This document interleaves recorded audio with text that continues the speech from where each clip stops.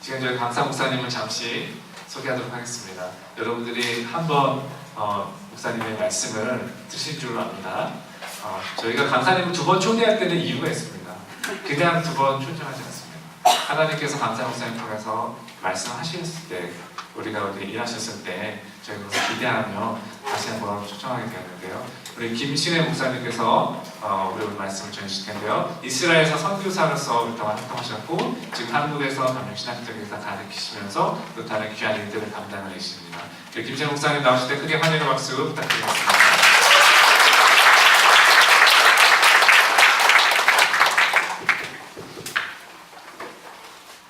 여러분, 작년 2월 달에 뵙고 또다시 뵙게 돼서 정말 반갑습니다. 1월 달에 김한성 목사님께서 갑자기 메일을 보내셨어요. 여성교회에서 여성 수양회를 하는데 이제 오겠냐고 초청을 해주셨습니다. 그래서 제가 만사를 젖히고 오겠다는 그런 말씀을 드렸고요. 지난 1월부터 지금까지 우리 여성교회 박윤실 회장님을 비롯해서 20여 분의 임원들, 우리 한영 부회장님 수시로 저한테 업데이트 해주시고 준비하는 가운데 하나님께서 이미 부어주신 은혜들을 나눠주시는데요. 이미 은혜를 다 받고 제가 왔습니다. 굉장히 사모하는 마음을 가지고 왔습니다. 이제서야 고백을 하는데요. 지난 2월 달에 제가 성경 특강을 하러 오면서 준비를 많이 해갖고 왔습니다. 스크립트를 막 열심히 써서 설교 준비도 막 해가지고 왔는데요. 첫날부터 앞에 강대상에 섰는데 스크립트가 하나도 안 보이는 거예요. 아주 백지만 보이는 거예요. 제가 얼마나 당황을 하고 놀랐는지 모릅니다. 그런데 그 이틀 동안의 성경 특강하고 주일 설교에 제가 준비하지는 않은 그 하나님의 놀라우신 은혜, 하나님의 말씀을 저에게 맡겨주시더라고요. 제가 그런 체험을 하고 돌아갔어요. 사실은 제가 그 아무것도 안 보이는 백지를 놓고 다리가 후들거려서요 뒤로 쓰러지는 줄 알았었거든요. 그래서 큰 은혜를 받은 그런 기억을 가지고 이번에 하나님께서 다시 워싱턴 한인교회 불러주실 때 저는 개인적으로 큰 기대를 하고 왔습니다. 이번엔 하나님께서 저에게 어떤 은혜를 주시고 어떤 말씀을 주시려나 사실은 제가 은혜 받으러 갔습니다. 여러분, 저는 욕심이 많아가지고요 어디 가서 항상 앉으면 여기가 제 자리예요. 우리 교회에서도 제가 사역하는 교회에서도 항상 맨 앞에 자리가 제 자리고요. 학교 다닐 때 초등학교 1학년 때부터 맨날 여기가 제 자리였어요.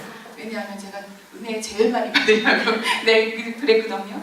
오늘 이번 이틀 동안에 하나님께서 저와 여러분을 이곳에 초청을 해주셨을 때 예비하신 은혜가, 예비하신 말씀이 있는 것을 믿습니다. 저보다도 더 은혜 많이 받으실 생각하시지 마시고요. 제가 더 많이 받을 거예요.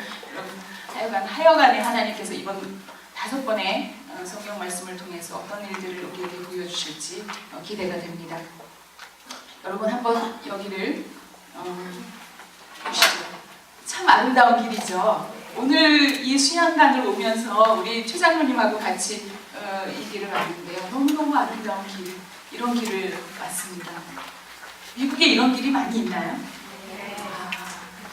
이런 길을 저는 언제쯤 남자친구랑 손을 잡고 걸어볼까요? 이 길 여러분 기억하시나요? 어디 있는 길 같아요?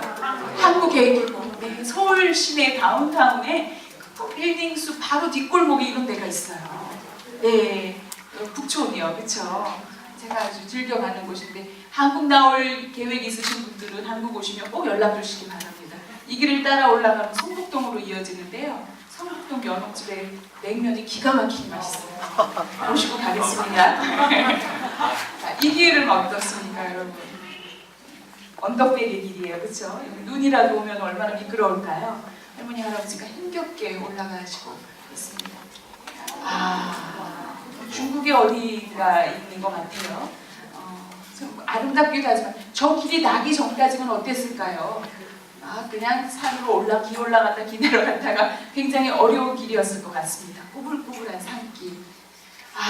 이 길은요, 제가 일주일에 2번을, 이번 학기 제가 천안에서 강의가 이틀이 있어요. 강교신학교 말고도. 일주일에 2번을 제가 천안을 내려가는데요. 제가 은평 뉴타운에 사는데 10분만 늦게 가면은 집을 나서면 1시간 반 가는 거리가 4시간이 걸리더라고요. 네, 그런 트래픽이 심각한 이런 고속도로도 있습니다. 여러분, 우리가 길 위에 있다고 하는 것은요, 그 길에 목적지가 있어요. 그렇죠? 우리가 어딘가 어떤 길이든지 간에 길 위에 서 있다고 하는 것은 이 길 끝에 내가 가고자 하는 목적지가 있다는 것입니다. 한자로는 길을 뭐라고 읽죠? 도라고 읽어요. 성경에 보면 이 길이라고 하는 말이 참 많이 나오고 있어요.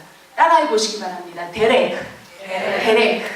데레크가 히브리어로 길인데요. 이 길이라고 하는 단어가 이 히브리 성경, 구약 성경과 신약 성경에 너무너무 많이 있어요. 예를 들어서 예수님도 나는 길이요, 진리요, 생명이라고 말씀하셨어요. 성경에서 하나님이 길을 말씀하실 때 데렉이라고 말씀하시는데, 이거는 그냥 우리가 목적지를 향해서 가는 그 길뿐만이 아니라 하나님의 방법, 하나님의 way, His way, 그분의 방법이라는 뜻도 가지고 있다는 것이죠. 하나님은 저와 여러분 개개인을, 단체를 위해서가 아니라 한 분 한 분을 위해, 저를 위해서 하나님은 우리 각자의 길을 예비하시고 우리를 그 길 위로 인도하시는 것을 여러분 믿으시기 바랍니다. 때로는 저는요, 아까 그 아름다운 길을 남자친구랑 손을 잡고 가고 싶은데요, 하나님이 아니야 신혜야, 지금은 너 산길을 걸어가고 있을 때야. 때로는 하나님, 저는 고속도로로 빨리 가고 싶은데요, 아니야 신혜야, 지금 너는 이 골목길을 걸어가고 있을 때야. 하나님은 늘 항상 제가 원하는 길로 인도하시진 않습니다. 하지만 한 가지 분명한 것은 He knows the best way for me and for you. And also He knows the best time for us. 하나님은 우리를 위한 최상의 방법, 최상의 길, 최상의 때를 아시고 계시는 걸로 믿으시기 바랍니다. 여러분, 여기 뵈니까 선배님들이 많이 앉아 계신데요, 인생을 뒤돌아보시니까 정말 그러셨죠? 하나님 정말 그러셨어요. 저는 여러분에 비하면 뭐 얼마 살지도 않았는데도요, 그 뒤돌아보니까 하나님 왜 그 순간에는 하나님 왜 제가 지금 이곳에 서 있나요? 하고 wondering, 제가 궁금해하고 때로는 하나님 앞에 원망했던 그 순간도 있었는데요, 뒤돌아보니까 하나님이 놀라운 방법으로 바로 그 순간에 하나님이 저를 그곳에 인도하셨고 그곳에 저와 함께 하셨더라고요. 자, 우리 같이 한번 이 말씀 읽겠습니다. 시작. 여호와의 길은 정직하니 의인이라야 그 길에 가리라. 그러나 죄인은 그 길에 거쳐 넘어지리라. 이 얘기를 누가 했냐면요, 호세아 선지자가 했어요. 호세아 선지자가 마지막 장에 14장 9절에서 이 얘기를 했어요. 호세아는요, 히브리어로 이렇게 써요. 그리고 어떻게 읽는지 아세요? 호세아, 이렇게 같이 한번 읽겠습니다. 시작. 호세아. 네, 호세아라고 하는 이름의 뜻은요, 구원자라는 뜻을 가지고 있어요. 그런데 따라해 보시기 바랍니다. 여호수아, 이사야. 예수님의 이름이 히브리어로 예수아거든요. 예슈아. 이 단어들이 모두 호세아와 같은 구원자라는 뜻을 가지고 있다는 거죠. 같은 뿌리를 가지고 있는 거예요.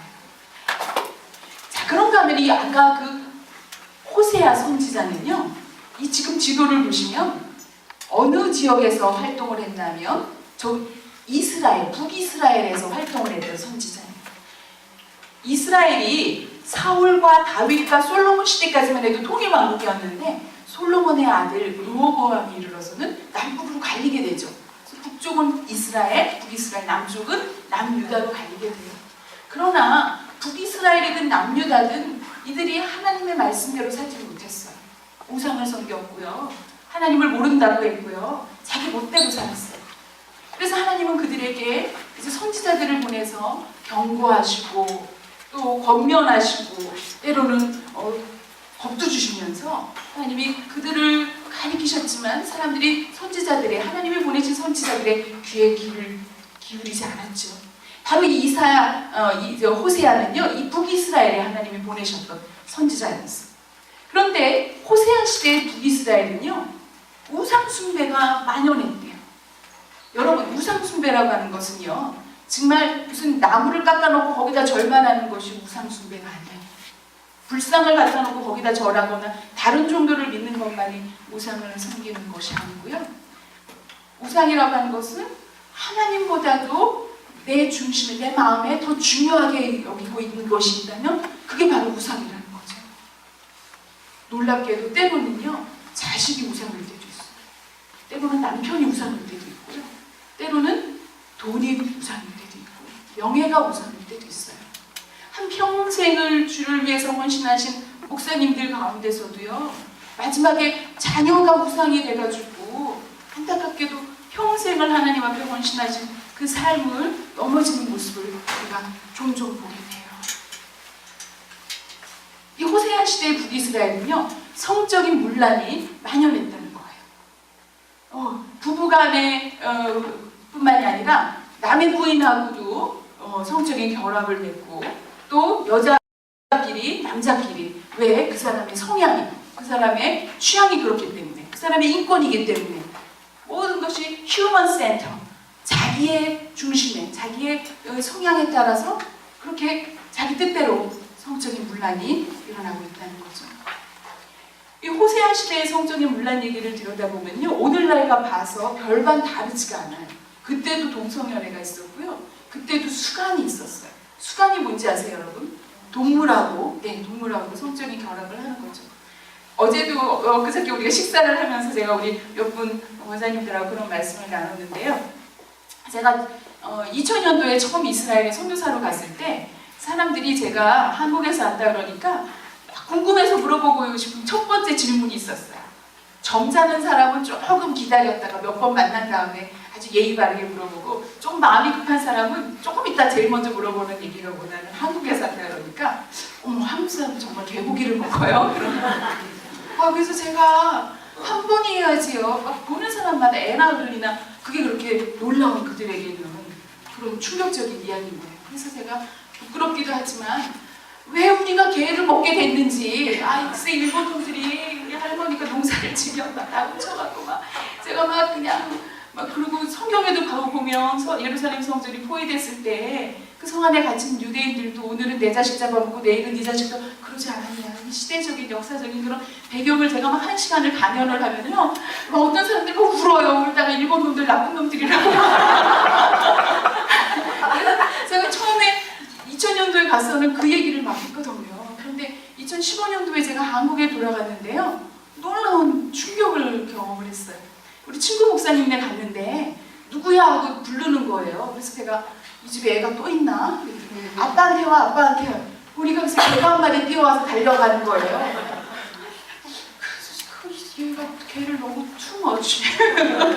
근데 그 집만 그런 게 아니라요 요새 한국의 트렌드가 강아지들을 기르는 제가 그래서 애완견을 그렇게 너무 사랑하면 안 뭐 좋아하는 건 인간보다 나은 애도 있으니까 너무 투머치하지 말라 했더니 우리 친구들이 저를 아끼고 사랑하는 친구들이 신혜야 어디 가서 애완견이라고 그러면 너 무식하다는 소리 반려견이라 그러는 거예요. 어떤 목사님은요 최근에 카톡을 하나 받으셨는데요 보니까 이웃에 사는 아주머니 강아지가 죽었는데 퓨너럴에 올 초청을 하는 한국이 그런 사회가 됐어요. 근데요 물론 여러 가지 이유 이해가 돼요. 홀로 이제 혼자 사는 가정들이 많이 있고 외롭고 정말 인간에게 배신당하고 여러 가지 이유로 정말 이 강아지가 더 아주 페이스풀한 그런 경험 아마 강아지 키워보신 분들은 느끼실 거예요. 그렇죠? 정말 정이 들죠. 그런데 이제 제가 조심스러운 건요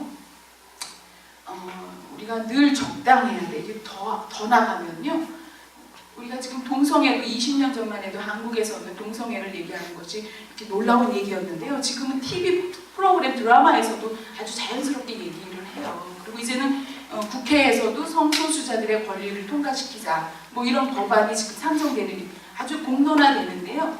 앞으로 이 강아지들하고 혹은 내가 키우는 이 반려동물하고의 성적인 교합을 하는 것도 이제 인정을 해달라, 인정하라 이것도 법으로 상정이 곧 될 거예요. 제가 이거를 과장해서 얘기하는 게 아니고요. 매터 오브 타임이에요. 이미 북유럽 쪽에서는 이미 이런 것들이 진행이 되고 있어요. 20년 전에 우리가 동성애하면 어우 그랬던 것이 이제 아주 자연스럽게 얘기를 하고 있는 것처럼 동물하고도 그렇다는 거죠. 성적인 왜 이 모든 것에는 휴먼 센터 인간의 개인의 권리 그의 취향을 존중하자고 하는 아주 그럴듯한 얘기로 합리화시킨 그런 이제 행위의 정당화가 있었다는 거죠. 뿐만 아니라 호세아 시대 북이스라엘은 살인이 만연했어요. 밥을 먹다가도 빈정이 상하면 그냥 누구를 그냥 살해하는 건 일도 아니었고요. 그런데 문제는요, 예수님은 이 살인에 대해서 어떻게 확장해서 우리에게 말씀하셨냐면 누구를 미워하는 것도, 그렇죠? 누구를 미워하는 것도 하나 예수님은 살인이라고 그러셨단 말이에요. 그런 범주를 놓고 봤을 때 살인을 저지르지 않은 사람이 몇 명이나 있을까, 그렇죠? 도둑질은 말할 것도 없었고요. 여기 남의 걸 훔치는 것만 도둑질이 아니고요. 내가 누군가에게 꾸은 것을 갚지 않은 것도 도둑질이에요. 저울을 속이는 것도 도둑질이고요. 임금을 체불하는 것도 도둑질이에요. 싱싱하지 않은 물건을 속여서 팔아서 이윤을 남기는 것도 도둑질이에요. 우리가 기독교인이 한국 사회에 4명 중에 하나가 기독교인이라고 하는데도 이제 기독교인이라고 어디 가서 얘기를 못하는 이유가요. 우리가 기독교인이라고 유니폼을 입고 다니지 않아서 그런지 교회에서는 거룩하게 예배를 드리면서도 실제적인 나의 삶의 터전에 가서는 내가 도둑질을 하고 사는 거예요. 그런 모습 속에서 우리가 하나님 앞에 설 수 없다는 거죠. 거짓말은 뭐 말할 것도 없고요. 자, 지금 이 호세아 시대의 북이스라엘의 얘기들을 우리가 들으면서 그들을 어머나 걔들이 그랬대 정죄하는 모습으로 보고 시작을 했는데 가만히 얘기를 들여다보니까 저의 모습이 이 안에 다 있는 거예요. 호세아 시대의 모습이 오늘 저와 여러분이 사는 우리 시대에도 우리의 삶 가운데서도 지금 뿌리 깊게 내려 있다는 거죠. 호세아는 그런데 그 당시에 이런 모든 문제점들의 원인을 진단을 하기를 그 원인이 뭐였냐면 같이 한번 읽어보시겠습니다. 시작! 내 백성이 지식이 없으므로 망하는도다. 내가 지식을 버렸으니 나도 너를 버려 내 제사장이 되지 못하게 할 것이요. 내가 내 하나님의 율법을 잊었으니 나도 내 자녀들을 버려. 호세아는 아까 우리가 봤던 그런 모든 그 당시 만연했던 죄악의 이유를 어떻게 진단을 했냐면 하나님을 아는 지식이 없었다는 거예요. 이게 무슨 얘기일까요? 이스라엘의 타락 이유가 하나님을 아는 지식이에요. 우리가 어떻게 하나님을 알 수 있을까요? 하나님을 아는 지식은 제사장들이 직무를 태만했기 때문에 하나님을 아는 지식이 그 당시 사람들이 없었기 때문에 죄를 졌다는 거예요. 이게 무슨 얘기일까요? 제사장들의 직무가, 제사장들의 역할이 백성들에게 하나님을 대한 지식을 가르쳐주는 것이 그들의 역할이었다는 거예요. 그런데 그들이 그 일을 했다고요? 안 했다고요? 안 했다는 거예요. 그게 제사장들의 역할인 것을 우리가 어떻게 알고 있냐면은 신명기 31장을 보니까 이 말씀이 써 있는 거예요. 우리 같이 한번 읽겠습니다. 시작! 모세가 이 율법을 써서 여호와의 언약궤를 메는 레위 자손 제사장들과 이스라엘 모든 장로들에게 주고 온 이스라엘이 내 하나님 여호와 그 택하신 곳에 모일 때에 이 율법을 낭독하여 온 이스라엘로 듣게 하시니 곧 백성의 남녀와 유치와 내성 안에 거하는 한국인을 모으고 그들로 듣고 배우고 내 하나님 여호와를 경외하며 이 율법의 모든 말씀을 지켜 행하게 하고. 신명기 31장의 이 장면은요, 모세가 어디를 내려왔을 때 일어나는 장면이게요. 네, 막 시내산에서 내려왔을 때 이제 모든 제사장들과 모든 장로들을 불러서 지금 이 일을 하고 있는 거예요. 모세가 시내산에서 며칠 있었게요? 40일? 땡! 49일? 땡! 모세가요, 처음에 시내산에 올라갔는데요, 돌판에 하나님이 십계명을 써주셨잖아요. 근데 40일 동안 거기 있었어요. 이따가 내려오니까 빨리 안 내려오고 40일이 걸리니까 이 백성들이 세상에 아론을 들숙여갖고 황금 송아지를 만들어서 거기다 절을 하고 있었던 거예요. 그래갖고 모세가 화가 나가지고 그 돌판을 어떻게 했어요? 깨버렸어요. 하나님이 다시 불러 올리시죠, 모세를. 다시 올라갔는데 아까는 하나님이 돌판에다가 직접 써주셨는데 이번에는 모세 보고 네가 직접 돌판을 만들어 와라. 그리고 거기다 써주셨어요. 셀프 서비스를 하라고. 뭐든지 하나님이 한 번 말씀하실 때 들어야 돼요. 그렇죠? 그 두 번째는 가서 돌판에 또 써주셨는데 이번에도 또 40일을 하나님이 그를 데리고 있었어요. 모세가 왜 40일 동안 그곳에 있었을까요? 하나님이 그 돌판에 써주신 하나님의 말씀, 십계명을 풀어서 설명해 주신 거예요. 맨투맨으로. 안식일을 지키는 것이 무슨 의미가 있는지, 진짜 일 안 하는 게 안식일인지 오늘 저녁에 우리가 안식일 얘기를 할 건데요. 하나님만 섬기는 것이 무슨 얘기인지, 부모를 공경하는 무슨 얘기인지, 이거를 구체적으로 40일을 앉혀놓고 하나님이 가르쳐 주신 거예요. 자, 여기서 문제 나갑니다. 바이 더 웨이, 제가요 오늘 우리 최 장로님 트렁크에 제 가방에 이만한 게 큰 게 하나 있거든요. 그 안에요 선물이 있어요. 제가 그 무거운 걸 메고 인천에 서울에서 여기까지 온 거예요. 여러분, 오늘 내일 우등생은 제가 뽑을 거예요. 중간고사 한번 보고 기말고사 한번 봐서 통과 못하신 분들은 차 키를 다 뺐을 거고요. 공부 잘하신 분들은 우등생 있잖아요. 제일 맛있는 돌김, 깡통에 드는 돌김을 제가 1등상으로 갖고 왔고요. 초콜릿도 하나가 있고요. 네, 그리고 이스라엘산 꿀이 있어요. 우리 친구가 지난 한 3주 전에 그 공학 박사가 이스라엘에 한 명 있어요. 그 친구가 한국에 오면서 저한테 꿀을 요만한 거를 4개 들은 거를 갖고 왔는데, 제가 그걸 안 까먹어서 참고 여기 와서 여러분들 선물 드리려고 안 까먹고 갖고 왔거든요. 그 3개가 지금 트렁크에 있습니다. 눈을 반짝반짝반짝 잘 들으시기 바랍니다. 자, 여기서 문제 나갑니다. 이게 다 하나씩 쌓이고 문제 답이 다 쌓이는 거예요. 그렇죠? 다 제가 다 체크하고 있어요. 문제 나갑니다. 인류 최초의 성경 공부가 어디에서 일어날게요? 인류 최초의 성경 공부가 시내산. 브라보. 선생님은 누구세요? 하나님. 학생은 모세였어요. 네, 브라보. 네, 맞아요. 하나님이 인류 최초의 성경 공부가 거기서 시내산에서 40일 동안 있었던 거예요. 그런데 생각을 해보세요. 모세가 40일 동안 하나님 앞에 있었던 게 그러니까 행복했을까요? 즐거웠을까요? 괴로웠을까요? 제가요. 네, 제가 제 강의 시간에 어떤 클래스는 55명이 있는 클래스가 있어요. 그럼 대학원생인데도요, 저 뒤에 있는 학생은요, 휴대폰 꺼내놓고 딴짓을 해요. 멀리 있으니까 제가 체크를 못 하잖아요. 그런가 하면요, 어떤 클래스는 7명짜리 클래스가 있어요. 구약 원전이라고 히브리어로 성경을 읽는 건데요. 어려우니까 학생들이 안 들어와요. 그래서 7명이 있는데 이 7명은요 꼼짝 못해요. 다 제 눈앞에 있으니까 이렇게 제가 눈을 다 쳐다보고 있잖아요. 그런데 모세는 어땠겠어요? 혼자, 그쵸 장모님? 혼자 있으니까 눈도 깜빡 못하는 거예요. 40일을 세상에. 모세가 얼마나 힘들었겠어요. 그러고 막 지쳐가지고 내려와가지고는 제일 먼저 한 게 뭐냐면 제사장들하고 장로들, 모든 지파의 대표들을 불러서 그들에게 자기가 시내산에서 하나님과 맨투맨으로 배운 말씀을 이제 직접 전달을 하는 거예요. 그러면서 그들에게 가서 백성들과 각 지파에 가르쳐요.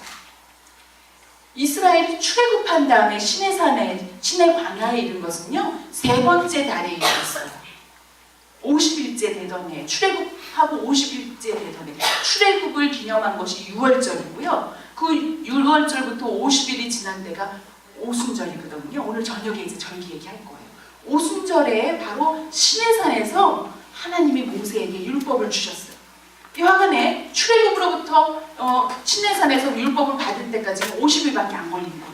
그런데 이 모세가 내려와서 제사장들과 장로님들한테 그 말씀을 전달하고 백성들에게 그 말씀을 가리키기까지는 얼마큼 걸렸는지 아세요? 그들이 시내 광야에 머물기를 1년 가까이 머물렀어요. 우리 마음 같아서는 지금 홍해를 건너왔으니까 빨리 가나안으로 가는 게 먼저인 줄 알았는데요. 하나님은 급하지 않으셨어요. 구름 기둥이 그곳에 그냥 멈춰 있기를 40일 동안 모세가 배운 얘기를 국민들에게는 똑똑한 사람들만 있는 게 아닐 거 아니에요. 그래서 애들한테도 심지어는 그들과 함께 따라 나온 타국인들에게도 그 말씀을 가르치고 알아듣게 하려니까 1년 가까이 그들이 시내 광야에 머물러서 그 말씀을 가르쳤다는 거예요.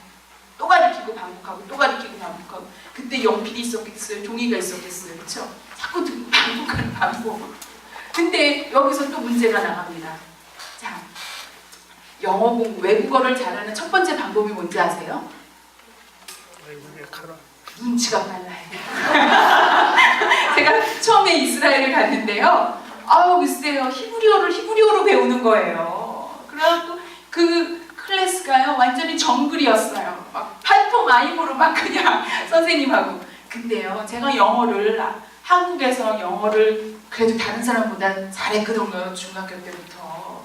그래갖고 우리 대학교 다닐 때도 애들이 저한테 영어를 배우러 왔는데요. 근데 이거를 영어는 문법으로 배워가지고요. 말하는 게 힘들었어요. 그런데 히브리어는요. 가나다라 알파벳도 모르고 말부터 먼저 배웠는데 히브리어는 1년 됐는데 하나님이 말문을 열어주셔서요. 제가 히브리어로 설교를 할 수가 있었어요. 우리가 아기가 태어나면 문법 안 가르쳐주잖아요. 근데 까꿍 100번을 더 까꿍 하고 일로 와 엄마한테 일로 와 그러면서 아기가 말귀를 못 알아듣지만 그 엄마의 모션을 보면서 반복하는 걸 보면서 그것을 이제 인지하는 것처럼 언어는 그렇게 배워야 돼요. 언어는 눈치가 빨라야 돼요. 그 다음에 언어하고 똑같이 모두 눈치가 빨라요. 성경 공부에도 눈치가 빨라야 돼요. 성경 공부에도 눈치가 빨라야 돼요. 모세가 40일 동안 배운 것을 백성들에게 이제 1년 가까이 그곳에서 말씀을 가르쳐줬단 말이에요. 그러고 나서 이제 드디어 그들이 가나안을 향해서 가기 위해서 정탐꾼을 보내는 사건이 이제 가데스 바네아로 옮겨지면서 일어나는 거죠. 신명기 31장에서 모세가 했던 첫 번째 이야기는 그가 말씀을 배운 것을 백성들에게 전달하도록 제사장들과 장로들에게 그 역할을 줬는데 그들이 그것을 했대요 안 했대요? 그 직무를 태만히 했기 때문에 호세아 시대의 사람들은 백성들이 제사장들이 말씀을 가르치지 않았기 때문에 하나님의 말씀이 뭔지 모르는 거예요. 이게 죄가 죄인지를 몰랐다는 거죠. 하나님이 모세를 통해서 율법을 주신 이제 율법의 기능, 율법의 펑션이 여기서 나오는 거예요. 율법은요, 아까 우리가 살인하지 말라 하는 것도 봐서 알지만 율법을 십계명을 완벽하게 지킬 수 있는 사람이 있을까요? 없을까요? 없어요. 그러면 율법을 왜 주셨을까요? 율법을 지켰기 때문에 구원 얻는 것이 아니에요. 율법을 주신 근본적인 기능, 목적은 뭐냐면요. 율법을 통해서 내가 죄인인 것을 깨닫게 하신 거예요. 그게 왜 우리한테는 아주 필연적으로 중요한 사건이 나면요. 저와 여러분이 이 자리에 앉아있는 이유가 있어요. 공통점이. 그쵸? 저는 서울에서 왔고 여러분들은 버지니아에 살고 있지만 오늘 이 공간에 앉아있는 하나의 유일한 공통점은 뭐냐면요. 우리가 브라보! 네, 그것과 더불어서 저와 여러분의 정체성, 아이덴티티는 뭐죠? 우리는 하나님의 자녀. 근데 크리스찬이라고 그러죠. 기독교인이라고 그러죠. 기독교인, 크리스찬이라고 하는 말의 뜻은 뭐냐면요. 내가 예수님을 누구로 믿는다고? 구세주로 믿는다는 거예요. 예수님이 나를 구원해 주신 분이라고 믿는다는 거예요. 아까 이름의 예슈아처럼, 그렇죠? 근데 그 얘기는 뭐냐면 예수님이 나를 구하셨다는 거예요. 뭘로부터 구하셨다고요? 내가 죄인인 것을 내가 인지하거나 이해하지 못하면 예수님이 구원자라는 것이 의미가 없는 거예요. 우리가 광화문 사거리에 나가서 예수님은 우리를 구원하신 분이라고 아무리 백날 외쳐봐도요. 내가 예수님이 나를 뭘로부터 구원하셔야 되는 이유가 모르면 이유가 없어요. 그렇죠? 예수님을 저와 여러분이 믿고 고백하기 위해서는 첫 번째 통과해야 될 것은 내가 죄인인 것을 아는 거거든요. 율법을 주신 그 첫 번째 목적은 그 율법을 들여다봤을 때 내가 비로소 죄인인 것을 알게 하는 거예요.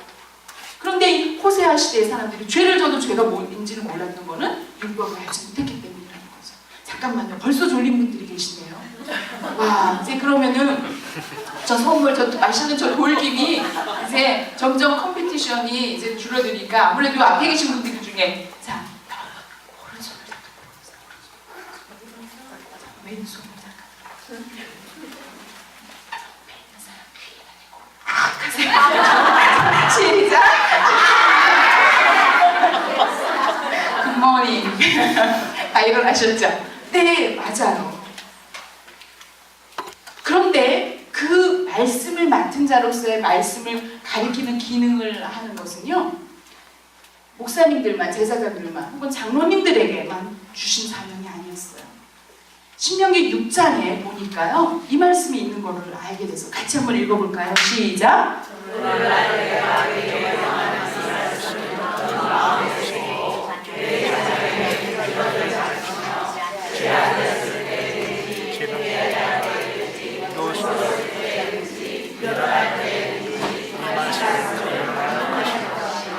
네.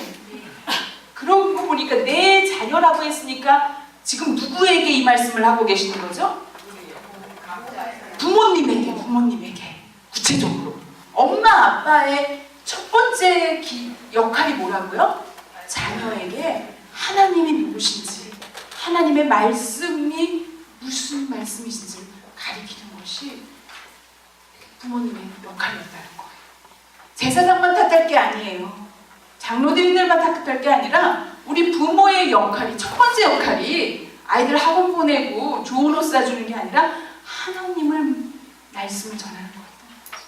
근데 그 하나님의 말씀을 내가 지식적으로 전하는 거하고 엄마의 삶 속에서, 아빠의 삶 속에서 그 말씀을 통해서 하나님이 나를 어떻게 살리셨고, 어떻게 고쳐주셨고, 어떻게 위로하셨고, 그 말씀을 통해서 만난 하나님을 간증하는 엄마의 말씀이, 아빠의 말씀이 그 아이에게 전해졌을 때 교회 나가자 하고 하지 않아도 그 아이는 하나님을 부인할 수가 없다는 거죠. 엄마의 삶 속에서 만나준 하나님을 그 아이가 볼 때 그 아이는 하나님 앞에 나올 수밖에 없다는 거예요. 오늘 출애굽기 19장으로 다시 돌아갑니다. 아까 우리는 모세가 시내산에서 내려온 얘기를 했는데요. 이제 내려오기 전에 올라가는 얘기를 먼저 지금 다시 돌아가서 보겠습니다. 같이 읽겠습니다. 시작. 여호와께서 시내산 곧 그 산 꼭대기에 강림하시고 모세를 그리로 부르시니 모세가 올라가매. 그랬어요. 그리고 그곳에서 하나님은 모세에게 하나님의 말씀을 주셨다는 거죠. 그러면서 그 말씀을 주시면서 하나님은 당신이 누구신지를 얘기를 하고 계세요. 뭐라 그러시나요? 출애굽기에서 그 아브라함과 이삭과 야곱의 하나님이라고 셀프 인트로덕션을 하고 계세요. 그러면서 그 하나님은 또 누구라고 신명기 5장에서 말씀하고 계세요? 나는 너를 애굽 땅 종되었던 집에서 인도하여 낸 내 하나님 여호와라. 출애굽 사건이 있기 전까지 그 하나님은요, 당신을 소개하실 때 나는 아브라함과 이삭과 야곱의 하나님이라고 소개를 하셨어요. 그 아브라함과 이삭과 야곱의 하나님에 대한 이야기를 이스라엘 백성은 애굽 땅에서 430년 종살이하는 가운데 늘 들어서 알고 있었어요. 아, 하나님이 아브라함을 부르셨대. 어디에서요? 갈대아 우르 땅에 있던 아브라함을 부르셨대. 그런데 그 갈대아 우르 땅에 있던 아브라함이 하란쯤에 갔을 때 하란에서 하나님이 아브라함만 따로 만나셨다는 거예요. 처음에 이 갈대아 우르에서 길을 떠났을 때는요, 그것을 이니시에이트한 것이 사실 아브라함이 아니었어요. 누구였죠? 아브라함의 아버지 데라가 그 아들들을 데리고, 이유는 알지 못해요. 이유는 성경에서는 얘기 안 하는데요, 가나안을 향해서 떠나기로 했어요. 이상하죠? 우리는 처음에 아브라함인 줄 알았는데 우르를 떠났던 건 아브라함이 시작이 아니에요. 아버지를 따라갔어요. 갔다가 여기 하란 쭉 왔어요. 지금의 터키 땅이죠. 터키가 아니죠. 여기 터키는 이쪽에 있고 여기가 어디쯤일까요? 시리아? 양. 요 바벨론, 지금 여기는 이라크 땅이 갈대아 우르. 그런데 아브라함을 아브라함의 가족 우르가 여기 데라가 살던 이 우르는요, 어디였냐면요, 그 당시 세계 4대 문명 가운데 하나였어요. 여기에 보시면은요, 유프라테스 강이 흐르고 있어요. 그쵸? 티그리스 강, 유프라테스 강이 흐르는 무슨 문명? 메소포타미아. 중고등학교 때 시험 많이 보셨죠? 네, 세계 4대 문명이 흐르는 세계 4대. 오늘날의 맨하튼 같은 곳이었어요. 오늘날의 천문학의 발전, 하늘의 별을 보고 언제 비가 오는지, 언제 농사를 거둬야 되는지. 여러분, 최근 몇 년 전에 한국에 선덕여왕이라는 영화에 미실이라고 하는 그 고현정 씨가 역할을 하는 드라마가 있었어요. 그 고현정 씨가 그때 막 그 신출귀몰한 행동을 하면서 사람들을 미혹했는데, 그게 그녀가 하늘의 별자리를 보고 언제 비가 올지 안 올지 이 얘기를 하니까 사람들이 다, 와, 신라시대만 해도 그런 일들을 하면 사람들이 뭐라 그래요? 와, 능력자라고. 그쵸? 그 신라시대가 그래봤자 기원 후 2, 3세 하세기경인데요. 이 지금 갈대아 우르 이 얘기는요, 기원전 4000년 전의 얘기를 하고 있는 거예요. 우리나라 그 시대보다도 더 오래전에, 그쵸? 지금으로부터 6000년 전의 얘기, 그러니까 갈대아 우르에 이미 천문학, 오늘날의 실리콘밸리와 같은 곳이었던 거예요. 그곳에서 주일날 제가 설교 말씀에도 그런 얘기 할 거지만, 자, 아직도 조시는 분이 계신데 어떻게 하면 좋을까요? 앰뷸런스 부를까요? 자, 거기에요. 글쎄, 남들은 초가집을 세고 흙집을 동굴에 들어가서 살고 있을 때 이 갈대아우르에서는요 벽돌을 구웠대요. 그리고 이 벽돌을 쌓을 때 아스팔트, 역청을 바르면 그것이 잘 되는 그런 걸 과학적으로 알고 있어요. 그런 엄청난 문명 속에 살고 있던 데라가 갑자기 가나안으로 가고 사는 거예요. 문제는 그가 하란에 이르렀을 때 하나님이 아브라함만 따로 부르셨다는 거죠. 하나님이 아브라함을 따로 부르시면서 창세기 12장 1절에서 이렇게 얘기해요. 내가 너에게 가라고 하는 곳으로 가라. 왜? 하나님은 목적이 있으셨어요. 내가 너로 하여금 뭐를 하시겠다고요? 큰 민족을 이루고 그 민족을 통해서 열방의 복을 받는 복의 근원이 되게 하시기 하나님의 계획이, 하나님의 프로젝트가 있었던 거예요. 우리가 아는 바와 같이 하나님이 이스라엘 통해서 만드신 백성이 누구죠? 이스라엘이에요. 이스라엘 통해서 열방의 복을 받는 복의 근원이 되게 하시겠다고 하셨는데요. 그것이 이루어졌을까요? 이루어졌을까요? 여러분, 이스라엘 통해서 받은 복이 많아요. 사실 우리가 노벨상을 탄 사람 중에 유대인들이 많단 말이에요. 의술, 과학, 천문학, 우리 인류 문명에 대단한 공헌을 한 것이 유대인들의 역할이 크긴 커요. 근데 그게 우리가 유대인을 통해서 받은 복 중의 복일까요? 우리가 유대인을 통해서 받은 복 중의 복이 누굴까요? 예수 그리스도예요. 저는 꼬마 때부터 늘 셈이 났어요. 왜 예수님이 한국에 안 태어나시고 왜 저 이스라엘에 태어나셨나? 저는요, 저녁에 아버지가 퇴근해갖고 오시면 저를 무릎에 앉혀놓고 성경을 읽어주셨어요. 아기 때부터. 지금도 기억나는 게 빨간 누가복음 어린이 성경을 그거를 읽어주시다가 조금 이제 걸어 다닐 때쯤 돼서 기어 다닐 때쯤 돼서는 그냥 아버지 큰 성경을 읽어주셨는데 그거를 눈으로 따라보면서 귀로 듣고 그냥 한글을 배웠어요. 그래서 저는 아버지를 통해서 처음 요셉 얘기를 들었고 모세 얘기를 예수님을 만났어요. 그런데 어렸을 때부터 제가 이해 못하는 두 이야기가 있는데 하나는 왜 예수님이 이스라엘에 태어나셨나 하는 거하고 하나는 왜 베드로를 믿음의 반석이라고 하셨는가. 아니 베드로가 세상에 그렇게 내가 죽도록 예수님을 따라가겠다고 하는 사람이 세상에 예수님 십자가에 달려가실 때 어떻게 갔어요? 예수님 모른다 그랬잖아요. 제가 유치원 다닐 때부터 베드로가 마음에 안 들었어요. 그래서 아버지가 베드로 얘기를 읽어주실 때쯤 되면 제가 막 아빠 입을 막 막았대요. 베드로 싫다고. 근데요, 제가 언젠가 그런 간증을 여러분들께 지난번에 가서 했는지 모르겠는데요. 저는요, 치명적인 약점이 있어요. 물론 멀쩡하게 생겼지만 그 치명적인 약점이 뭔가요? 뭔지 아세요? 저는요, 항상 입맛이 있어요. 밥맛이 꿀맛이에요. 그냥 아파도 밥맛이 맛있고요, 우울해도 맛있고요, 기운이 없어서 누워있다가도 누가 부시럭 먹으면 벌떡 일어나서 그러면서 입맛이 항상 있어요. 그래갖고 저는요, 금식을 못해요. 근데 저는 엄마인데도요, 우리 엄마가 금식을 밥 먹듯이 하셨거든요.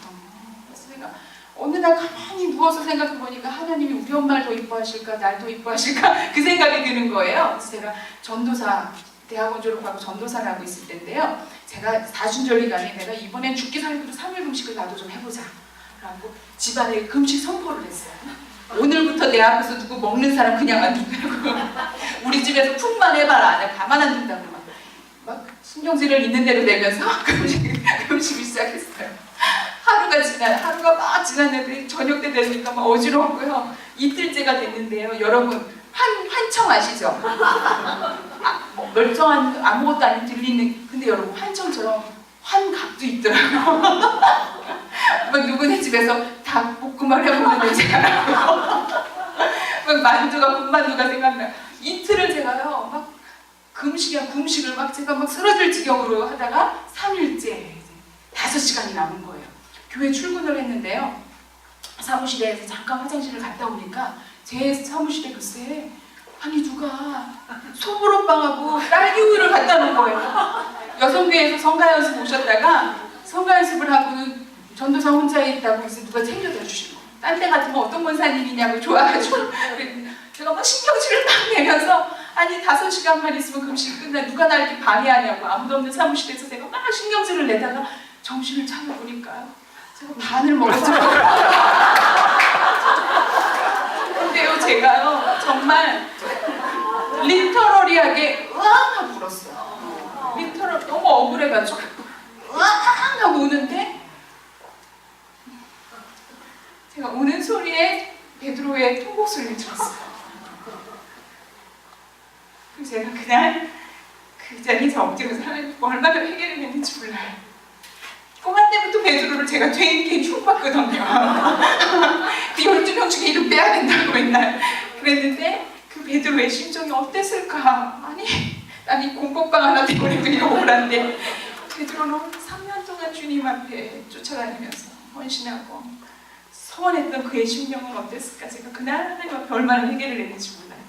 이해하지 못했던 게 베드로였고 하나님 예수님이 이스라엘에 태어나신 거였어요. 그래서 제가 초등학교 1학년 때 우리 장로님이 와서 어린이 설교를 하러 오셨는데요. 저는 기억이 안 나는데 장로님이 그 얘기를 하세요. 제가 맨 앞에 앉아있다가 장로님 질문이 있습니다 그러더래요. 그리고 그 질문을 하더래요. 왜 예수님이 한국에 안 태어나셨냐고. 안 그래도 어린이 설교가 힘들어가지고 장로님이 그 모든 대사를 외워가지고 가서 하다가 제가 그 질문을 하는 바람에 머리가 하얘지셨대요. 근데 제가 대학교 1학년 신학교를 딱 들어갔는데요. 어느 날 저를 김준도 사님이 이리 와보세요. 그래서 내가 네 그러고 달려갔더니 이제 자네가 신학생이 됐으니 그때 그 질문을 자네가 한번 대답을 해보게. 그러면서 제가 꼬마 때 했던 그 얘기를 해주시더라고요. 여하간에 제가 이해할 수 없었던 것이 왜 하나님이 예수님을 이스라엘에 태어나게 하셨냐는 거였는데 그것은 하나님이 아브라함을 부르실 때 그 프로젝트의 최종 목적이었다는 거죠. 그 최종 목적을 이루시기까지 이스라엘은 그것을 캐리아웃, 하나님의 프로젝트를 캐리아웃하기까지 이스라엘은 수없는 고비를 넘어져 있어요. 우리가 알고 있는 홀로코스트는 2차 대전 때 한 번 일어난 게 아니에요. 최초의 홀로코스트 서바이브 한 사람 누군지 아세요? As a child? 모세였어요. 모세가 태어나던 무렵에 이집트 땅에 있던 모든 남자아이들을 죽이려고 했던 왜? 하나님이 이스라엘 민족을 한 민족이 되기까지 그들을 430년 동안 그곳에 두셨거든요. 그리고 마침내 한 민족이 됐을 때 그들이 꺼내서 이제 가나안으로 데려가려고 그러시는데 사탄이 방해를 한 거예요. 바로의 마음을 움직인 것이 하나님이시기도 했지만 그래야 그 자리를 흔들어야지 그들이 익숙했던 430년을 떠나거든요. 그러지 않으면 거기 아까 바벨론에 메소포타미아 4대 문명을 얘기한 것처럼 나일강의 이집트 문명도 보통 문명이 아니었어요. 그들이 비록 종살이였지만 고센 땅이라고 하는 곳에 그들이 자치구로 살면서 유대인들은 엄청난 문명을 누리고 살았어요. 그들에게 지금 430년 전에 아브라함과 이삭과 야곱에게 한 약속을 거들먹거리면서 모세가 길을 떠나자 그랬을 때 그들이 따라 나설까요? 아니요. 10가지 재앙을 그 땅에 내리시는 이유는요. 물론 바로가 이스라엘 사람들을 가지 못하게 했기 때문이기도 하지만 하나님은 그 10가지 재앙 속에서 이스라엘을 구별해서 지키시는 것을 이스라엘 민족이 눈으로 목도하면서 마침내 아브라함과 이삭과 야곱의 하나님, 전설 속의 하나님이 아니라 나의 하나님인 것을 그들이 목도를 하게 하신 겁니다. 그리고 그 목도하는 순간에는요, 이방인들도 있었어요. 마지막 10가지 재앙, 10번째 재앙은 뭐였죠? 양을 잡아서 문지방에 바르는 거. 말도 안 돼요. 집집마다 양을 잡아서 문지방에 바르라는 거예요. 하나님은 이렇게 비이성적인 얘기를 잘하세요. 그쵸? 무지막지한 얘기를 잘하세요. 그런데 그 하나님이 하신 것을 믿음으로 순종했던 사람들이 유대인들 가운데도 있었고요. 유대인들 가운데서도 똑똑했던 사람들은요, 넌센스! 하나님 지금 뭐 하시는 겁니까? 하고 안 한 사람들이 있었어요. 그런가 하면 이방인들 가운데서도요, 그 9가지 재앙을 목도하면서 하나님이 그 민족을 구별해서 지키시는 것을 보는 자들은 그날 밤에 유대인들이 가정마다 양을 잡는 걸 보면서 궁금해서 와서 물었다는 거죠. 너네들 뭐하니? 이런 일이 있을 거래. 이방인들 가운데서도 양을 잡은 사람들은 유대인들이 탈출할 때 어떻게 했어요? 온 잡족이들 같이 따라 나타나거든요. 성경에서 그들을 잡족이라고 부르더라고요. 그 잡족들 가운데 이방인들 가운데서도 양을 잡은 자들은 따라 나왔다는 거예요. 그리고 그 양을 잡은 자들은 하나님이 모세를 통해서 십계명을 주셨을 때 그 말씀을 듣는 축복도 신의 방야에서 누리게 하셨어요. 그것이 오늘 이 이야기, 우리가 봤던 이야기예요. 아브라함을 하나님께서 부르셨던 최종 목적은 예수님이 오시기까지인데, 그리고 예수님이 오시는 것을 이집트에서도 방해를 했고요. 하만을 통해서 또 한 번 이스라엘을 민족적으로 말살하려고 했고요. 예수님이 태어나시는 무덤에 베들레헴에서 또 유대 아이들을 다 죽이려고 했어요. 왜? 예수님이 태어나시는 최종 목적, 하나님의 인류를 향한 구속사적인 계획하심을 방해하는 사단의 역사였다는 거죠. 우리는 그런 눈으로 봐야 돼요. 창세기를 통해서 하나님이 바로 그 하나님을, 당신을 드러내신 거예요. 그래서 창세기를 통해서는 아브라함과 이삭과 야곱의 하나님을 말씀하셨지만, 이제 출애굽의 경험을 통해서는 이제 유대인들이 이제 더 이상 아브라함과 이삭과 야곱의 하나님이 아니라 너희들이 눈으로 본 하나님, 10가지 재앙 속에서 구별해 지키신 하나님, 홍해를 마른 땅까지 가르셨던 하나님, 만나를 먹여주셨던 하나님, 바로 그 출애굽 하나님, 그 하나님으로 당신을 소개하고 계시는 거예요. 여러분, 오늘 저와 여러분이 어떤 하나님으로 여러분 고백하고 있습니까? 주일날 와서 설교 말씀을 통해서 들은 하나님이십니까? 속회 예배에서 우리가 한 장 읽은 성경 말씀입니까? 오늘 이 시간에, 오늘과 내일 하나님이 이제 그 옛날의 하나님, 성경의 하나님이 오늘 저와 여러분을 만나주시는 그 축복을 우리에게 주시기를 주님의 이름으로 축원합니다. 돌김도 당하시지만요. 그 하나님을 만나서 와, 이제 우리가 내일 모레부터 어디 가서든지 그 워싱턴 여성 수양에서 만난 그 하나님 말이야. 그러면서 우리가 함께 공통의 경험을 우리가 함께 누리는 웰컴 투 더 클럽 여러분. 이제 한 클럽이 된 거예요 우리가. 그쵸?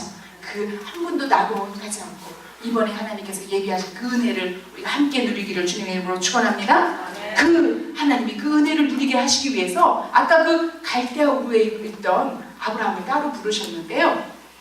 제가 질문이 있어요. 두 번째 질문. 하나님이 처음에 우르를 떠난 거는 누구의 이니시였죠? 데라, 아버지가. 그렇죠? 그런데 하란에 이르렀을 때 데라랑 아브라함이랑 여러 식구들이 다 있는데 하나님이 아브라함만 따로 부르셨어요. 그러면서 창세기 12장 1절 얘기하신 거예요. 레흐레가 가라. 그러는데 왜 하나님이 아브라함만 따로 부르셨을까요? 창세기에서는 거기에 대해서 구체적으로 얘기를 하고 있지 않은데 희년서라고 유대 문서에 보면요, 이 희년서는 다니엘서가 쓰여졌을 무렵에 BC 2세기경에 쓰여졌던 유대 문서인데요, 신구약 중간기에 쓰여졌던 문서예요. 그 유대 전승에 보니까 뭐라 그랬냐면은 이 아브라함은 그 우르에 살고 있던 데라가 우상을 섬기고 있을 때 이 아브라함은 그것을 반대했던, 우상을 섬기지 않았던 사람이에요. 아까 그 갈대아 우르가 어떤 곳이라고요? 세계 4대 문명 가운데 하나인 오늘날의 맨하튼 같은 곳이 그런 아주 그냥 정말 엄청난 문명 국가임에서도 동시에 아이러니하게 우상이 아주 그냥 아궁이까지 다 우리가 섬기는 우리나라 마냥 그랬던 곳이었다는 거예요. 집집마다 우상을 섬기고 하늘의 달과 별을 섬기던 그곳에 데라도 우상을 섬기고 있었어요. 희년서에서는 이렇게만 얘기하고 있는데요, 유대인들의 주석서 미드라슈가 있어요. 미드라슈는 Jewish Commentary거든요. 그 Jewish Commentary에 보면은 창세기 미드라슈에, 창세기 주석서에 보면은 더 구체적으로 무슨 얘기를 하고 있냐면, 어느 날 데라가 이제 자기 우상 가게, 우상 만들어 팔던 가게를 아브라함한테 잠깐 맡겼대요. 맡기고는 이제 아버지 어디 갔다 올 테니까 가게 봐라. 그러고 간 거야. 갔는데 어떤 여인이 와서 우상을 하나 사가려고 그러는 거예요. 그래서 아브라함이 이거 왜 가져갈래? 왜 사가려고 그러냐? 내가 아기를 못 낳아가지고 여기다 절을 하려면 아기가 날 것 같아서 사간다고. 근데 아브라함이 아이고 멀쩡하게 생겨갖고 우리 아버지가 어저께 밤에 이거 막 깎아서 만든 거 내가 봤다고 돈 쓰지 말고. 그래서 보냈어. 조금 이따 어떤 할아버지가 다리를 쫄뚝쫄뚝하고 들어오더래요. 할아버지 보고 또 사람들 왜 사가냐고. 근데 다리 날라고 그러니까 병원 가는 게 낫다고 또 쫓아보는 거예요. 아버지가 가게 보라고 했는데 오는 손님을 다 쫓은 거예요. 그리고는 저녁에 몽둥이를 들고 아버지가 깎아놓은 거를 다 때려 부셨다는 거예요. 그리고는 하나 우상만 벽에다 세워놓고 그 몽둥이를 그 우상 손에다 쥐어놨어요. 아버지가 저녁에 와가지고 그러니까 가게가 난장판이 난 거예요. 그래서 야 이거 어떻게 된 거냐 했더니 아브라함이 시치미를 쭉 대고 아버지 저 큰 우상이 나머지 우상을 다 때려 죽였어요. 그러니까 아버지가 야 너 내가 어저께 밤에다 만든 건데 그게 너 말도 안 되는 소리 하지 않니? 아버지도 아시는군요. 맞지 않습니까? 아버지가 만든 거지 않습니까?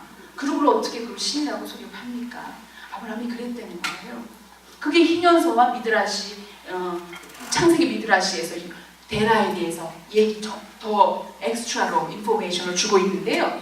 근데 희년서나 그 창세기 미드라시뿐만이 아니라 이사야서에 보니까 결정적인 단서가 있어요. 하나님이 하란에 이르렀던 데라의 가족 가운데 특별히 아브라함만 부르셨던 이유가 있었는데 따라 읽어보시기 바랍니다. 시작! 너희의 조상 아브라함과 사람을 생각하여라. 아브라함이 혼자 있을 때 내가 그를 부르고 그에게 복을 주어 창조하게 하였다. 아브라함이 언제 있을 때? 혼자 있을 때.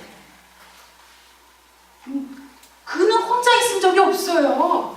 아브라함은 하란에서 가족들하고 같이 있었어요. 그런데 왜 이사야는 그가 혼자 있을 때 하나님이 그에게 창세기 12장에서 가라 그러셨다고 얘기를 하고 있을까요? 아브라함은 영적으로 고독했어요. 아버지와 그 식구들은 우상을 섬기고 우상을 만들어 팔고 있을 때 아브라함은 영적으로 그게 잘못된 걸 알고 있었다는 거예요. 그 집에서 그는 고독한 사람이었어요. 여러분, 신앙생활 하시면서 외로우실 때가 있으시죠? 남편도 모를 때가 있죠. 자식도 엄마가 믿는 하나님을 모를 때가 있죠. 여러분 외로우시죠? 걱정하지 마세요. 주님이 여러분들을 만나시는 그 순간, 그 모먼트인 것을 여러분 아시기 바랍니다. 근데요, 하나님은 자비의 하나님이세요. 아브라함에게 그런 영적인 민감함을 주셔서 그를 불러내셨지만요, 하나님의 최종 목적은 그만 사랑하시고 그만 구원하시는 것이 아니라 그를 통해서 열방의 복을 받는, include his family, 그쵸? 열방의 복을 받는 복의 근원으로 그를 하나님께서 부르신다. 때로 우리가 신앙생활하면서 영적으로 외롭고 고독하고 지치고 힘들 때 여러분 걱정하지 마세요. 여러분들을 통해서 하나님이 여러분의 가정을 구원하시고자 하시는, 여러분의 지역을 구원하시고 놀라운 프로젝트 가운데 여러분들을 부르시는 것을 여러분 들으시고 기대하시고 응답하시기 바랍니다. 아브라함을 그렇게 부르셨다는 거예요. 이 모든 일들을 호세아는 이제 이렇게 얘기하고 있는 거예요. 이 모든 일들을 아브라함을 부르신 하나님이 시내산에서 말씀을 주셨고, 그래서 이제는 더 이상 아브라함과 이삭과 야곱의 하나님이 아니라 출애굽의 하나님이라고 부르신 하나님이 주신 그 말씀을 자녀들에게 가르치라 그랬는데 너희들이 가르치지 않아서 죄가 죄인 줄 모르고 북이스라엘이 죄를 졌다는 것이 바로 호세아의 말씀이었어요. 하지만 호세아의 말씀에도 사실 하나님은 또다시 한번 찬스를 주세요. 어떤 찬스를 주시냐면 다시 한번 그들이 하나님 앞에 나와서 회개를 하면 하나님이 그들을 그 죄를 잊으신다는 것, 그리고 구원하신다는 것. 사실 이것은 호세아의 이름 속에 이미 그 국률해진 하나님의 그 세컨드 찬스가 있었어요. 여러분 호세아의 개인적인 삶을 여러분 기억하시죠? 그 부인이 계속해서 호세아를 배반하고 간음하고 간걸 또 그가 다시 불러와서 데려다 살고 이스라엘 민족과 하나님과의 관계를 호세아의 삶을 통해서 하나님은 드러내신 거예요. 하나님은 또다시 용서하시고 그들이 회개하고 돌아올 때 다시 찬스를 주신다는 그 말씀을 호세아라고 하는 이름 자체에 하나님의 최종 목적은 뭐라고요? 하나님 우리를 징벌하시는 것이 최종 목적이 아니라 언제까지라도 하나님께 세컨드 찬스를 주신다는 거예요. 그것이 호세아를 통해서 우리에게 하시고 계신다는 말씀이죠. 이것이 오늘 시내산에서 있었던 율법의 이야기였어요. 이 율법의 기능은 내가 죄인인 것을 알게 하기 위함이고, 그러면서 그 율법을 가르쳐 지켜 행하게 하는 것이 이제 하나님의 말씀이었어요. 율법을 시내산에서 받기 전까지는요, 유대인들은요 하나님이 누군지 사실 잘 몰랐어요. 사실은 출애굽하기 전에 10가지 재앙을 받지만요, 그 기적을 일으키시는 하나님을 보고 홍해를 마른 땅같이 건너기도 했고 만나를 먹기도 했지만, 그러나 하나님 시내산에서 하나님이 율법을 주시기까지는요 그들은 하나님에 대한 그냥 구름 속에 떠있는 추상적인 하나님이었어요. 만나를 준다면 하나님 아닌 어떤 존재를 향해서도 쫓아갈 준비가 되어 있었던 그런 존재가 이스라엘이었어요. 그러나 하나님은 구체적으로 이제 십계명을 주심으로 인해서 하나님의 구속사적인 그런 프로젝트 가운데 우리가 바로서 왜 예수님을 만나야 되는 그 길에 우리를 세워주신 것을 여러분 기억하시기 바랍니다. 우리가 신앙생활을요 10년, 20년을 하고 장로님 직분을 받고 목사가 되고요 하나님의 말씀을 만나는 체험이 없으면요 그냥 우리가 기적 속에서 사는 것 뿐이에요. 기적은 잊혀지기도 하고요. 기적은 페이크 미라클도 많아요. 그렇죠? 사탄도 미라클을 해요. 그렇죠?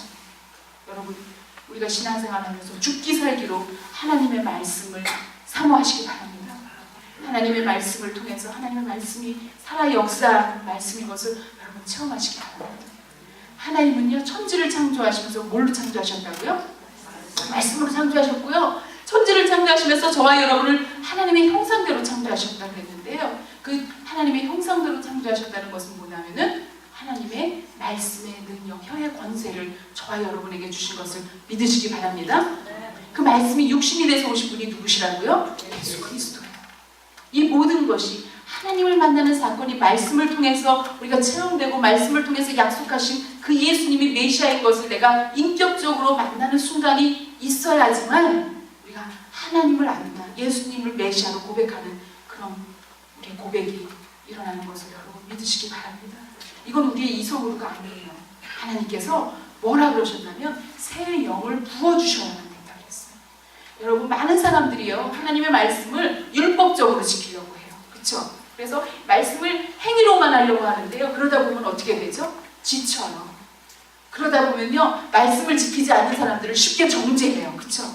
그래서 말씀을 해석을 나랑 틀리게 하면은 교단이 나눠지고요, 교파가 나눠지고요, 종교 전쟁이 일어나요. 제가 아일랜드를 여행을 했는데요. 아일랜드 어느 동네에 갔더니요 저보고 Where are you from? 그래요. 그래서 Yeah, I'm from Korea. 그랬더니 No, no, no, no. Catholic or Protestant? 거기는 불교와 신교가 컨플릭트가 여전히 일어나고 있거든요. 아일랜드는요.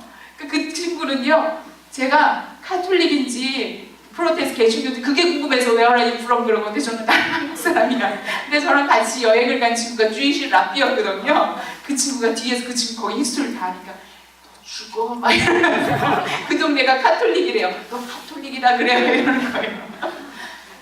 종교 때 하나님을 믿는다고 하면서도 교리 때문에 왜 하나님을 만나는 말씀의 경험이 없으면 우리는 교리에 매이는 신앙, 율법적인 신앙을 가지고 있다는 거죠. 여러분, 우리 와싱턴 한인교회가 오래된 신앙의 전통을 가지고 있어요. 여러분, 전통이 얼마나 중요한지 몰라요.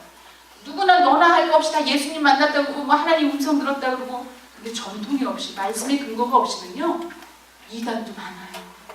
근데 우리 교회 시니어들, 신앙의 선배님들이 계시다는 것은요 우리에게 얼마나 큰 안전장치인 걸 여러분 아시기 바랍니다.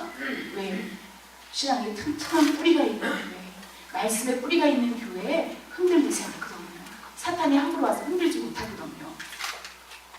여러분 그 전통과 그 말씀의 은혜를 여러분 잘 밸런스를 가지고 여러분들 신앙생활 하시기 바랍니다. 그런데 옛날에 만난 하나님, 아브라함과 이삭과 야곱의 기억 속의 하나님, 조상의 하나님의 이야기로만 울거먹고 살 수가 없어요. 신의 산에서 만나신 하나님은요 새롭게, 늘 새롭게 채워주는 그 말씀의 새로운 리필이 없이는요 옛날 속의 전설 속의 하나님일 수밖에 없어요. 와싱턴 한인교회가 다시 한번 리바이벌, 성경의 리바이벌이 일어나기 위해서는요 말씀의 리바이벌이 시작이 돼야 돼요. 그냥 액티비티, 어떤 행사 중심이 아니라 무슨 이벤트가 아니고 무슨 컨퍼런스가 아니고요 제일 중요한 것은 말씀인 것을 여러분 하시기 바랍니다. 사모하시기 바랍니다. 근데 그게 우리의 열심이 아니고요 하나님 약속, 예레미야를 통해서 이런 약속을 하셨어요. 뭐라고 약속하셨냐면은 유다 집에 무엇을 맺으리라? 새 언약을. 그러면서 계속해서 뭐라고 여호와의 말씀인 것을 강조, 이거 하나님의 말씀인 것을 강조하는데 자 우리 두 번째 요 달라고 읽겠습니다. 이 언약을 시작. 내가 그들의 조상들의 손을 잡고 서로가 같지 않을 것은 자 예레미야 선지자는 누구냐면 남유다에서 활동한, 남유다가 막 망하기 일보 직전에 활동한 선지자인데요. 망하게 됐어요. 이제 결정됐어요. 망하기로. 그렇죠? 왜 말씀을 안 들으니까. 그 망하는 이유가 뭐냐면은 이스라엘 민족이 하나님의 말씀을 순종하지 않고 우상을 섬겼기 때문이에요. 그 말씀을 십계명을 지키지 않았기 때문에 이제 너네 바벨론으로 끌려갈 거라 지금 예언자 예레미야가 얘기를 하는 거예요. 이거는 지금 이미 결정됐어요. 취소 못해요. 그런데 너희들이 그 말씀을 안 지켰기 때문에 이런 일이 일어날 거라는 거예요.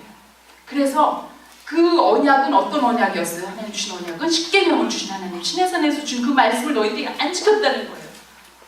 지키려고 하다가도 그냥 힘들어서 포기해버리고 변덕이 나서 포기해버리고, 그렇죠? 그래서 안 지킨 거예요. 그러면서 이제 뭐 어떤 솔루션을 가지고 예레미야를 통해서 하나님 말씀하시냐면은 요 단락을 읽어보겠습니다. 시작. 그러나 그날 후에 내가 이스라엘 집과 맺은 언약은 이러하니 곧 내가 나의 법을 그들 속에 두며 그들의 마음에 기록하여 나는 그들의 하나님이 되고 그들은 내 백성이 될 것이다. 여호와의 말씀이다. 더 이상은 내 열심으로 내 노력으로 말씀을 이해하다가는 지친다는 거야. 그렇죠?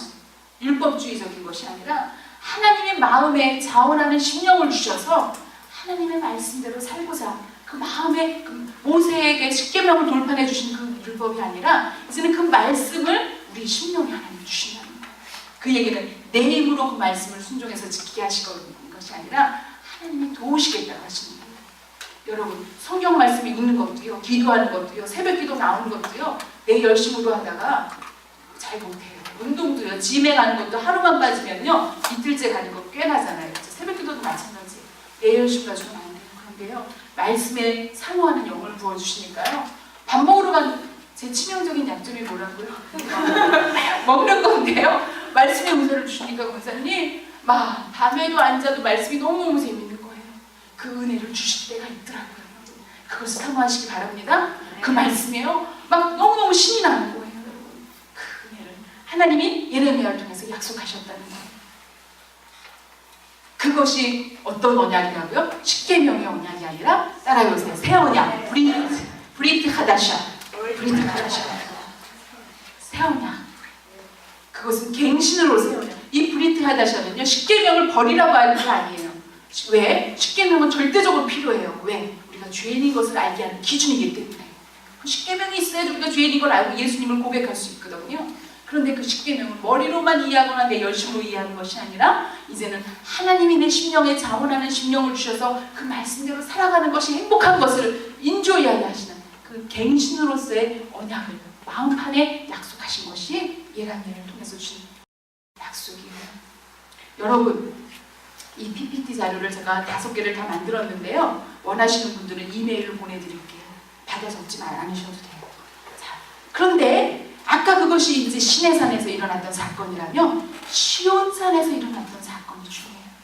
시온산에 오르기까지 예수님을 따르던 사람들이, 열광하면서 예수님을 따르던 사람들이 많았어요. 왜? 예수님이 가시는 곳에요. 물고기 2마리, 보리떡 5개로 몇천 명을 먹이시기도 하고, 아픈 사람을 고치기고, 눈 감은 장님을 눈을 뜨게 하시고, 바다 위를 걸으시고, 예수님이 다니시는 곳마다 막 기적이 일어나니까요, 사람들이 막 그냥 도시락 싸갖고 쫓아다녔어요. 그런데 어땠어요? 예수님이 십자가에 달려 돌아가시게 되니까 다 도망갔어요. 아까 베드로도 도망갔잖아요. 글쎄. 그래서 예수 모른다고 베드로가 그렇게 부끄러워가지고 다시 갈릴리로 가서 물고기 잡고 있을 때 부활하신 예수님이 나타나셨어요. 베드로에게 신방 가셨어요. 3번 예수님을 모른다고 부인했던 그에게 3번 네가 나를 사랑하느냐 다시 3번 고백하는 기회를 주셨고요. 그 일을 만나주셨어요. 40일 동안 예수님은 부활하신 다음에 이 땅에 계셨는데요, 그렇게 신방 다니셨어요. 그렇게 한 사람 한 사람 다시 만나주셨어요. 그러면서 예수님이 그래도 그걸로 다, 왜요? 인간은요, 기억을 잘할까요? 망각을 잘할까요? 망각을 잘해요. 처음 제가 대학교 붙었을 때는요, 내가 우리 동네 사람들 내가 커피 다 쏜다 그랬어요. 너무 좋아가지고. 근데요, 그게 뭐 중간고사 때는 되니까요, 내가 왜 대학을 들어와서 이 중간고사를 봐야 되나 서퍼링을 하기 시작했어요. 이 우리가 축복받은 거 금방 잊어먹어요. 하나님이요, 예수님이 40일 동안 신방을 다니셨지만 그걸로 부족한 걸 아셨어요. 예수님이 승천하시면서 뭐라고 약속하셨냐면, 너희들이 모여서 기도하면 선물을 보여줄게. 성령, 아까 예레미야를 통해서 약속하신 그 뉴 스피리트, 하나님이 새 영을 부어주신다고 약속하셨어요. 근데 그 예수님의 명령을 따라서 사람들이 시온산에 모였죠. 그런데 그 당시 그들이 시온산에 모인 것은요, 엄청난 리스크를 감내하는 거예요. 왜? 그들이 따르던 예수님이 십자가에 달려 돌아가셨는데 그 추종자들이 무리지어 모여 있는 것을 보면 로마 사람들이나 유대 지도자들이 위험하게 여길 수가 있거든요. 근데 그들이 예수님이 모이라 그러셨을 때 모인 거예요. 아마 처음에는 몇천 명이 모였을 거예요. 왜? 40일 동안 부활하신 예수님 소문을 듣고 사람들이 다시 막 몰려들었을 거예요. 그렇죠? 그런데 처음 모였을 때는 많이 모였지만 하루가 지나도 아무 일이 일어나지 않고 이틀이 지나도 일주일이 지나도 아무 일이 일어나지 않자 많은 사람들이 돌아갔을 거예요. 마지막 열흘째 되던 날 약속하신 성령이 그들에게 내렸어요. 마침내 성령을 받았을 때 그들은 바벨탑에서 하나님의 언어를 흩으신 것과는 반대로 그들은 외국어 공부를 한 적도 없는 이들이었는데 그들이 하는 기도 소리가 그때 유월절을 지키고자 오순절을 지키고자 전 세계에서 돌아온 유대인들이 예루살렘에 모여있던 유대인들이 그들이 하는 기도 소리가 자기가 온 나라 말로 들렸다는 거예요. 바벨탑의 사건하고는 완전히 다른 상반된 사건이었죠. 바벨탑은 하나의 언어가 헷갈려서 서로 못 알아듣게 된 거였는데요. 성령 체험 받은 신의 산에서의 체험은요, 하나의 언어가 모든 사람들이 자기네 나라 언어로 알아듣게 들렸다는 거예요. 그것이 성령의 역사였던 것을 여러분 보시기 바랍니다. 그리고 그날 그 시온산에서 성령 체험했던 사람들은요, 베드로가 예수님 모른다고 부인했던 그가 죽기까지, 순교하기까지 복음을 전하러 나갔던 것을 여러분 기억하시기 바랍니다. 오늘 이 놀랍게도요, 시내산에서 모세가 십계명을 받은 사건도 오순절에 일어났어요. 예수님이 부활하신 다음에 40일 동안 계시다가 승천하시고 열흘 만에 성령 체험을 하게 됐는데 그때도 오순절에 일어난 사건이었어요. 사도행전 2장에서요. 참 놀라워요. 이 오순절에 하나님의 구약에서는 말씀, 율법을 주셨고요. 신약에서는 성령을 주셨어요. 율법과 성령은요, 함께 있을 때 그 기능을 완성할 수가 있는 거예요. 로봇과 합체가 되는 거예요. 그렇죠? 성령만 받아도 안 돼요. 우리가 은사 체험을 강조하는 사람도 있어요. 그렇죠? 내가 방언 받았다, 내가 신유의 은사, 말씀의 깊이가, 말씀의 뿌리가 없으면요, 잘못되기 쉬워요. 우리가 말씀을 아무리 잘해서 신학 박사, 구약 박사를 해도요, 성령 체험이 없으면요, 그냥 하나의 학문으로 그가 하나님의 말씀을 아는 것밖에 없어요. 우리 신앙생활도 마찬가지예요. 우리가 하나님을 만난 말씀의 체험은요, 성령의 도우심으로 늘 새롭게 갱신되어야 되는 것을 여러분 믿으시기 바랍니다. 그리고 그것을 사모하시기 바랍니다. 그것은 우리의 노력으로, 우리의 의지로가 아니라 전적인 하나님의 은혜예요. 그것은 하나님이 이미 저와 여러분에게 주시고자 예비하고 계신 거예요. 우리는 구하기만 하면 되고요, 하나님 앞에 그 그릇을 내어드리기만 하면 돼요. 여러분, 이제 오늘 이따가 점심하고 이따가 저녁하고요, 너무너무 재밌는 얘기가 있는데요, 지금부터 이렇게 좋으시기 시작하면요, 어떻게 할까요? 저는요, 좀 까칠해가지고요, 저는 강의 시간에 조는 우리 신학생들이 있으면요, 집에 가도 된다 그래요. 처음에는 얘들이 신나갖고 집에 갔다가요, 나중에 불안해갖고 다시 돌아오는, 그러니까 안 좋아요. 여러분, 이거 졸리는 것도요, 우리 의지대로 안 돼요. 그쵸? 아마 제가 좀 재미가 없게 하는 것 같은데요, 저를 위해서 기도 많이 해주시기 바랍니다. 네. 아, 그러셨어요? 네. 우리 커피도 있고 맛있는 것도 드시고, 그래서 오늘 아마 제가 때로는 너무 길게 할 수도 있고요, 때로는 좀 너무 짧게 할 수도 있는데, 여러분 시간에 구애받지 마시고요, 성령님이 우리 인도하시는 대로 요거 오늘과 내일 그냥 우리 맡겨볼까요?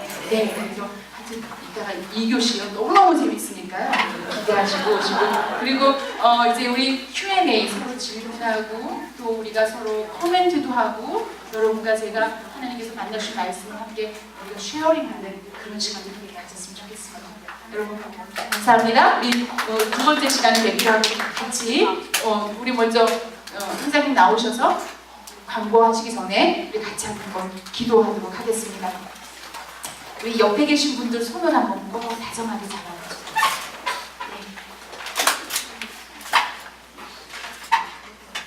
아버지 하나님 감사합니다. 우리 손을 잡고 한 걸음 한 걸음 우리를 인도해 주시는 하나님 감사합니다. 때로는 우리의 열심으로, 때로는 우리의 고집으로, 때로는 우리의 의지로, 우리의 계획대로 하나님을 알고자 했던 우리의 모습을 하나님 앞에 고백을 합니다. 하나님의 전적인 은혜가 아니고서는 우리가 하나님을 만날 수 없음을 우리가 압니다. 하나님, 우리를 긍휼히 여겨주시옵시고 이제 하나님 품에 우리가 온전히 안길 수 있도록 하나님 도와주시옵소서. 우리를 자녀 삼으시고 하나님을 나의 아버지라고 부를 수 있는 특별한 은혜를 우리에게 허락하신 것을 우리가 기억하고 그 하나님을 찬양하며 그 하나님 앞에 감사하며 하나님을 의지합니다. 하나님 붙들어 주시옵소서. 우리 각 심령마다 하나님께서 아시고 들으시고 보시고 계시는 그 기도 제목들이 우리의 근심거리가 아니라 하나님을 만나는 놀라운 축복의 열린 문이 되도록 하나님 인도하여 주시옵소서. 우리 앞에 무너질 여리고성을 허락하여 주시옵시고 우리 앞에 갈라질 홍해 바다를 주신 은혜를 감사합니다. 우리가 그 하나님 하시는 일들을 목도하고 증거하며 하나님을 찬양하기를 원합니다. 하나님, 우리 손을 잡아 주시옵시고 옆에 지체로 세워주신 우리 형제자매들을 하나님께서 붙들어 주셔서 우리가 함께 주님 손을 잡고 함께 우리 옆에 있는 친구들 손을 잡고 주님과 함께 걷는 우리의 삶이 되도록 하나님 축복하여 주시옵소서. 나의 하나님을 찬양합니다. 나의 하나님 앞에 감사합니다. 하나님, 영광과 찬송 받아 주시옵소서. 살아계신 하나님을 찬양하며 예수님의 이름으로 감사하며 기도드렸습니다. 아멘.